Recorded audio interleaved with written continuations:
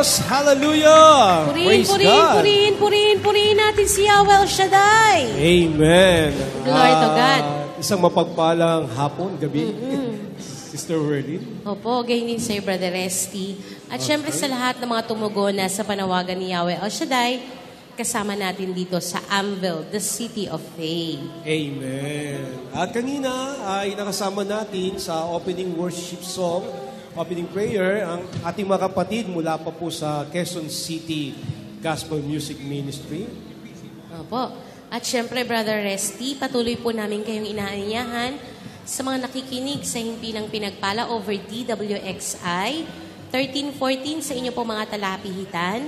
Inaanyayahan po namin kayo para po sa ating pong Saturday Family Appointment with El Shaddai dito po sa Amville City, San Dionisio, Parañaque City. Amen. At kung ating pagmamasdan, ang lugar at dakong ito na inilaan ng ating Diyos ay napakarami ng kaluluwa ang tumugon sa panawagan ng ating Diyos. Almost puno na, ano po? At hanggang mamaya, alam natin, Brother Resty, na mag-aakay ng maraming kaluluwa si Yahweh El Shaddai papunta sa lugar nito.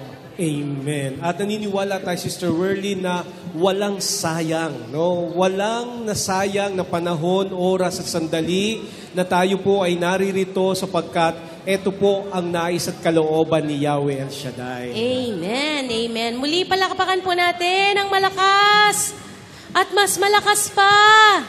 At pinakamalakas si Yahweh El Shaddai. Hallelujah.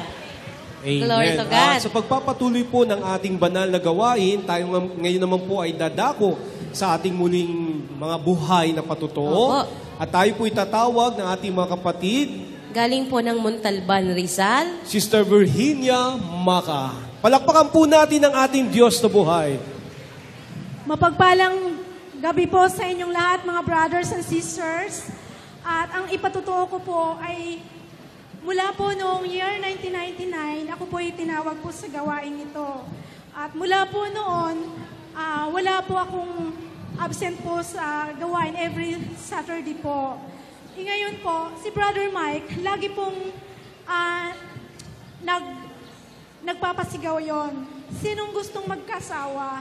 Siyempre po, tataas ang kamay ko. Ako po. Tinatawanan po ako ng mga katabi ko po. Year 2012 po, ako po ibinigyan po ni Yahweh El Shaddai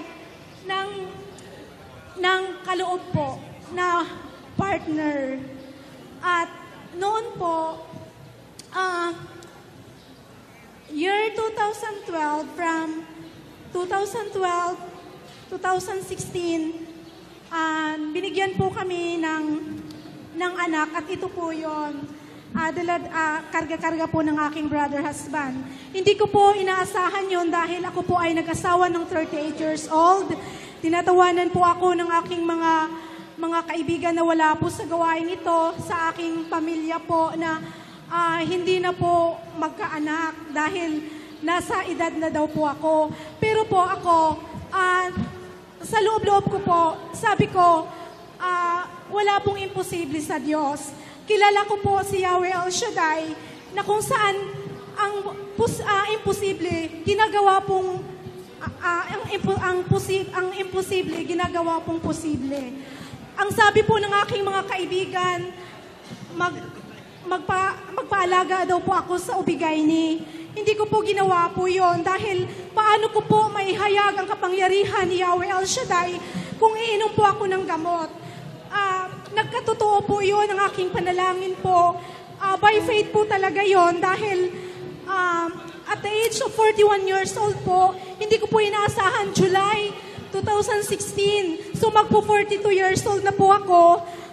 Hindi ko po inaasahan, delayed po ako. Sabi ng aking brother husband, baka daw buntis po ako. So nung nagpa-check up po ako sa Ubigayni, sabi ng aking Ubigayni po, 41 years old na ito, aalagaan ko ito. Sabi niya, anong ipapa-check up mo? Sabi ko, Doc, delayed po ako. Sabi niya, sige. Pero ang aking Ubigayni po, sabi niya, oh, blessing, ikaw ay buntis. Alam niyo po, napa-praise the Lord ako kasi 41 years old na po ako. Ngayon po, paglabas ko po ng ospital, doon doon po ako lumuha po. Sabi ko, Yahweh El Shaddai, maraming salamat dahil po, marami pati po, pamilya ko po, hindi na po nila inaasahan na mabuntis po ako. Dahil po, nasa edad na po daw talaga ako. Ngayon po, nung nabuntis po ako, marami pong nagtaka. Sabi nila, wow, grabe, nabuntis ka talaga. Sabi ko, alam ko si El Shaddai, walang imposible talaga. Hindi ko kailangang uminom ng gamot para mabuntis ako dahil ang Diyos ang maglalagay sa aking sinabahay. Amen. Sa aking ovary ng bata po. Nung ako'y buntis po, marami pong nagsasabi, mahirapan ka ng mga anak niyan dahil 42 years old ka na. Sabi ko, Yahweh, ayaw kong mapahiya tayo. Ipakita mo po sa kanila na ikaw ang Diyos na walang mahirap na bagay. Amen. Nung ako po, nanalangin po, kasama po ng aming coordinator po sa Most Holy Trinity, Sampaloc, Manila, nag-declare po kami na katulad ni Sarah, maranasan ko lamang po ang paglibor ng mabilisan po. At nangyari po yon. Sabi ko, Lord, ayaw ko po ng cesarean. Gusto ko po normal delivery.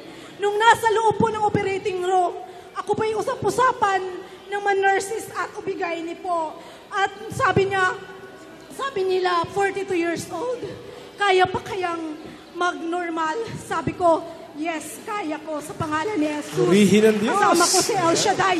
Yung panyo ko po, hindi ko po kahit po nanginginig po ako kasi manganganak na po talaga. Nilagay ko po sa aking tiyan po. Sabi ko, normal akong manganak. At nag-labor po ako ng 11 p.m. ng gabi. Nanganak po ako 12:55. Normal delivery po. Yan Amen. po ang himala.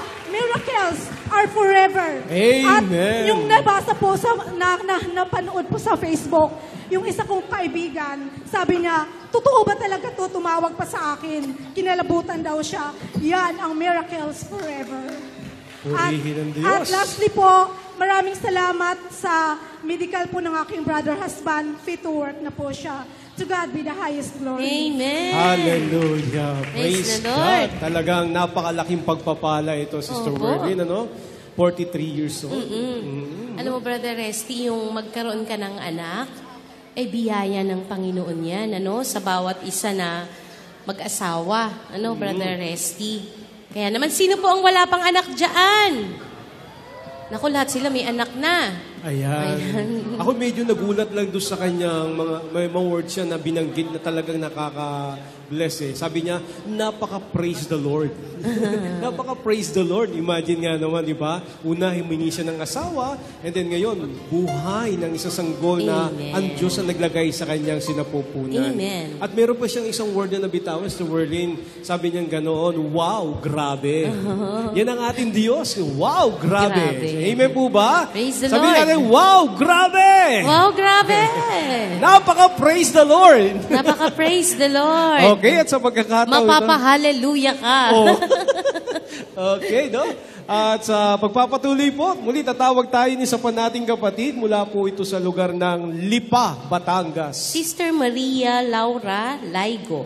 Okay, palakpakan po natin at purihin ang ating Diyos na si Yahweh El Shaddai. Hallelujah! Mapagpalang gabi po sa inyong lahat, brothers and sisters, at kay Brother Mike po at sa kanyang family. Ako po ay OFW. 10 years po kaming nanirahan sa bansang Indonesia. Kami po ay pinagpala sa Indonesia. Pinagkalooban po kami ng bahay, ng sasakyan. At ako po ay nakapagturo sa international school. At kahit hindi po ako teacher dito sa Pilipinas, nag-aral na lang po ako sa Indonesia. At doon po, naging teacher po ako, preschool teacher.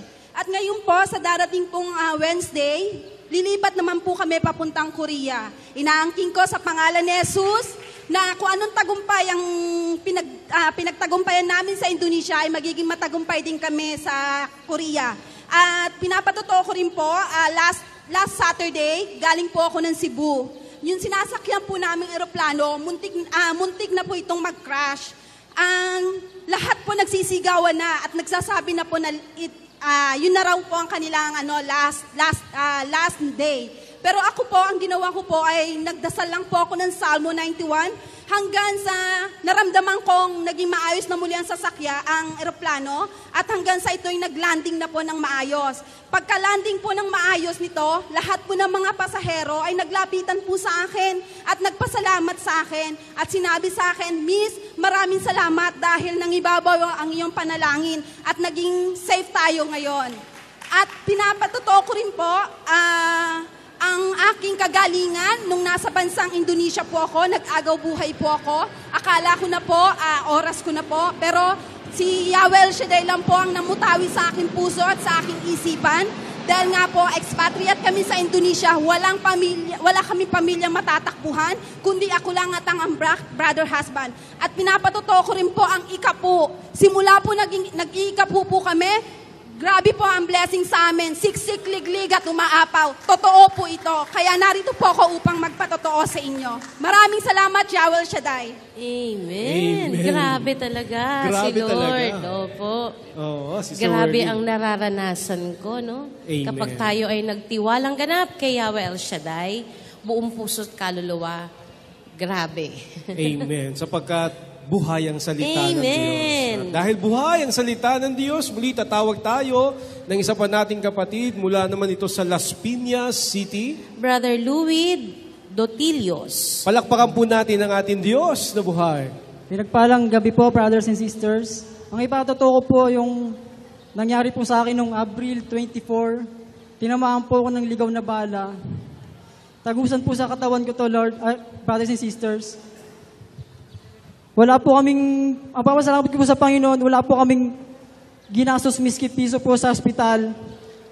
Pasalamat din po sa Panginoon na balikat lang po yung aking pong, balikat lang po tumama yung bala na tumama sa akin. Yung pong puntire niya po, brothers and sisters, patay po. Sa ulo po lahat ng tama. Laki pong pasasalamat ko sa Panginoon na balikat lang po talaga ang aking tama. Wala pa pong 2 buwan, brothers and sisters. Gumaling na po yung sugat ko. Mabilis po ako naka-recover. Ang ipatotoo ko rin po, pangalawa, kanina po, hinapo po ako kanina.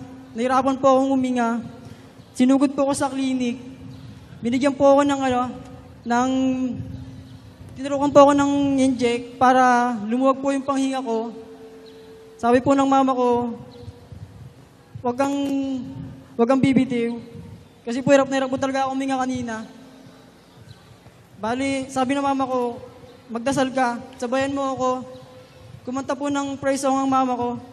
Kahit na po, naninigas na po yung buong katawan ko. Dasal lang po ng dasal. Tiwala po sa Panginoon. Binabulit ko po lahat ng papurit parangal. Pasalamat sa inyo, Lord. Maraming salamat po. Amen. Amen. God is good. All the time. And all the time, God is good. yes, Ayan, no? opo. Talagang ang ating Diyos ay isang Diyos na walang imposible. Amen. No? Kaya makikita natin yung kapangyarihan ng Salmo 91, no? Sister Werlin, kanina pa Opo. natin napapakinggan na miski dito sa pelikulang ating panunorin, makikita natin kung paano talagang naranasan ng isa sa sundalo doon sa masasapano yung kapangyarihan ng Salmo 91. Amen. Praise the Kaya Lord. napakapalad natin mga anak ni Yahweh Shaddai sapagkat ang salita ng Diyos na yan ay talagang nararanasan natin sa buhay natin. Opo. Ito, may magpapatotoo. Paano, Brother Resty? At sabi sa atin, siya nang magpapakilala ng sarili niya. Sige po, Brad, pakilala niyo po ang inyong Isang pong lingkod sarili. ng Diyos ito, no? At masigasig na mga ngaral ng salita ng Diyos. Okay, brother? Amen po. Praise God. Purihin natin ang Panginoon. Kaya sarap pala magsabi dito na purihin natin ang Panginoon. Salamat sa Diyos sa pagkakataong ito na ako ay makapagpasalamat sa Kanya. At ako pala si Brother Delby Servidad at ang aming probinsya po ay Iloilo City. At magandang gabi po sa inyong lahat, sa lahat na nakikinig sa gabing ito. Gusto ko lang ipatotoo ang kabutihan at katapatan ng Diyos sa aking buhay sapagkat mga kapatid ko sa Panginoon, mura ko na-encourage na magpatotoo, lalong-lalo na ngayon, dahil naalaala ko tuloy, before ako tawagin ng Lord na magiging preacher, ay na ang dahilan dahil na-discover po akong may potential mag-preach dahil sa amin talagang palasir talaga ako. At mga kapatid ko sa Panginoon, ang una ko sigurong pasalamatan sa Lord, digit sa lahat, ang biyaya na ako ay ginawa niyang mangangaral ng kanyang mabuting balita. And then, ang aking mga magulang na pinagaling niya sa mga karamdaman, na matitinding karamdaman, pero pinagaling sila ni El Shaddai, kahit matanda na sila. Nagkaroon po ng pneumonia ang aming tatay, at maging ang aking nanay, tapos ang nanay ko mayroong high blood din. But kahit sinabi ng doktor na kailangan maintenance, parang wala ng kagalingan ng high blood, pero praise and thanks God, pinagaling niya pa rin ang aming minamahal na nanay. And then mga kapatid, talagang ang Diyos natin ay Diyos ng mga himala. It is because ang isang ipatutuo ko na naghimala siya sa akin nung time na sabi ng aming head sa Iloilo na uuwi na ako, during the time na magpa-enroll kami sana sa College of Divine Wisdom, dahil maging ang aming head, alam niya ang aking sitwasyon, hindi po ako makapag-aral. Sabi ko sa kanya, yes sir, uuwi na lang ako dyan kung wala na akong pagpa-enroll. But before ako nag-decide ng lubusan, lumuhod muna ako mga kapatid sa Panginoon. Sinabi ko lang sa Lord, Lord, alam kong walang bagay na mahirap sa'yo. Ikaw man ang tumawag sa akin upang maglingkod sa'yo. Ikaw ang nagdala sa akin dito sa Maynila, at ikaw ang naglagay ng desire sa aking puso na makapag-aral. Panginoon, alam ko wala akong magagawa ngayon, but Lord, I know na mayroon kang magagawa. Katulad ito ng aking buhay na noon wala, pero ngayon may buhay ako. Kaya Lord, kahit wala akong alam kung paano ako makapag-aral, alam ko, alam mo Panginoon, at mayroon kang magagawa. And praise and thanks God, mga brothers and sisters, it is because ngayon, fourth year na ako ngayon, kahit irregular lang, pero I know, sa tulong at biyaya ni Lord, makapagtapos talaga ako sa pag-aaral sa College of Divine Wisdom, sa kurso na AB Evangelization for the Glory of God. Salamat po. God bless us.